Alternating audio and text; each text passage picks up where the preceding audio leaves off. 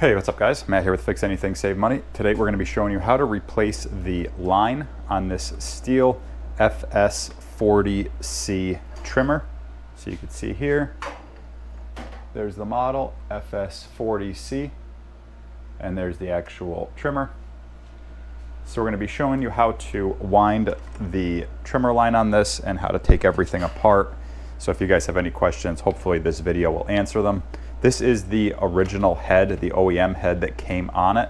So I'll tip it up real quick so you can see. You can see there's a little cap here. This piece broke off. So you could buy this piece or you could buy the entire trimmer head. For this video, I'm going to show you how to wind the line on this head right here. But I'm also going to be making a video on a full replacement head, how to take the head off and how to fully replace it. So be sure to check that video out. But this video is just if you have this original head and you're just looking to wind the line back up, I'm going to show you how. Okay, so we'll get right into it. The first thing we're going to do is we're going to remove this cap.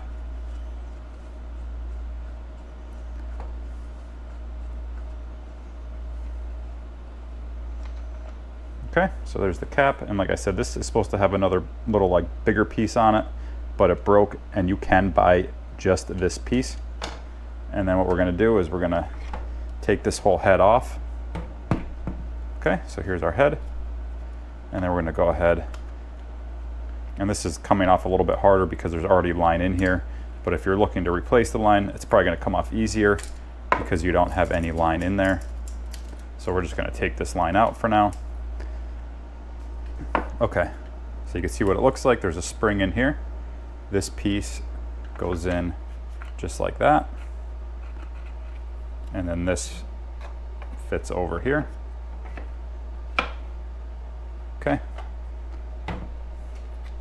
so all we're going to do is take note of inside here. Hopefully you could see it and the camera's picking it up, but there's two little notches, one in here and one in here. So what we're going to do is we're going to take some line. This is 0.095 line that I'm using for this. You can use a thinner line if you wish, but this is the line that I like to use. And you can unwind 10 to 15 feet. I'm going to do a little bit less just for this demonstration. Okay. So now we have one piece, and what we want to do is just get it to where we have both ends kind of equal to each other, just like that. And then here's our loop. So we're going to take both of our ends and we're going to put them into those two little inserts that I talked about, and they only go in one way. So we're going to put the first one in just like that and just kind of push it in there really well. And then we're going to take the second, same thing, push it in there really well. Okay. So they only go in that way. You wouldn't be able to put them in that way, just the way that those holes are angled in there. And then what we're going to do is we're going to take our line and we're going to feed it and roll it over this way. So we're going to take it and we're going to roll it over just like that. Being careful not to mix up or kind of cross the lines over. We want each line into each one of those spaces, just like that, and then just keep going all the way.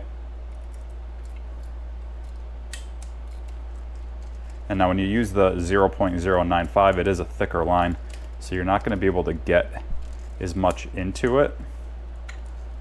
So you might only be able to get, 10 feet in. You don't want it bunched up too much in there. You don't want it like spilling over your spool, because it just makes it a lot harder to install it then.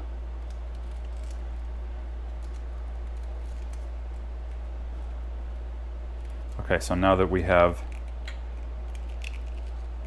our line on each one, we're just going to take our loop and we're just going to cut it right in the middle, just like that. And then we're just going to hook it on to this one that's called 2.0.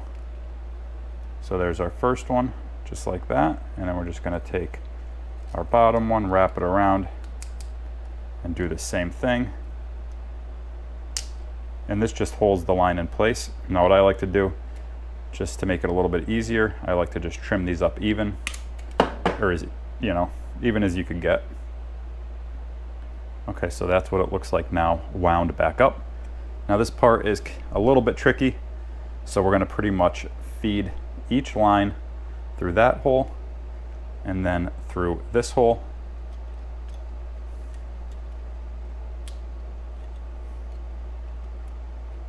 So there's one, and then we'll get this other one through here, just like that. Sorry if my hand was in the way. Okay, and what you're left with is it looking like this, where it's still into these little catch pieces or whatever you want to call them that it clips into. So as you push this piece down into it, you want to kind of pull these out. And you might need to take a pair of pliers and kind of pull them out as you're going. But line each one of these clips up with that. And then you can push. Sometimes they'll just come out as you're pushing. And sometimes you kind of have to pull them a little bit. You don't want them in those little clips. You want it just from that the line going into this eyelet and then just going right around each spool. And you'll know because it will push in nice and freely like that. Okay, and then all we're going to do is put this back over, make sure it's rotated on all the way, and then we're just going to take our little plastic nut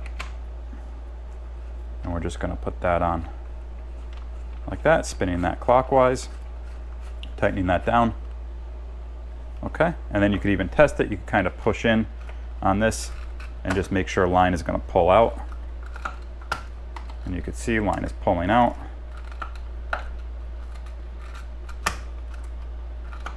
And then when you were going, if you would go to bump it, you know, you would see that line would come out better.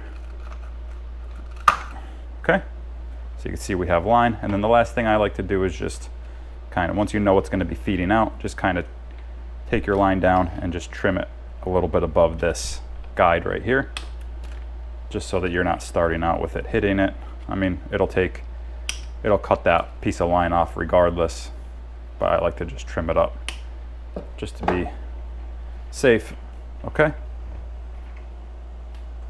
so that is how you replace the line on this Stihl FS40C. Like I said, I'm going to be showing a video on how to replace this entire trimmer head. You could just replace this knob. Like I said, you can see it's broken. This little knob I found on Amazon for like 10 bucks, but I got the entire head, a new aftermarket head, for like $16, so I just bought that. So I'm going to be making a separate video on how to swap it out. So if you're interested in that video, be sure to check it out. I'll be putting that up on the channel within the next day or two. So yeah, guys, that pretty much sums it up. If you enjoyed this video, be sure to give it a like. Be sure to subscribe to the channel. Check out all my other tool and DIY videos. Yeah, guys, thanks for watching. We'll see you next time.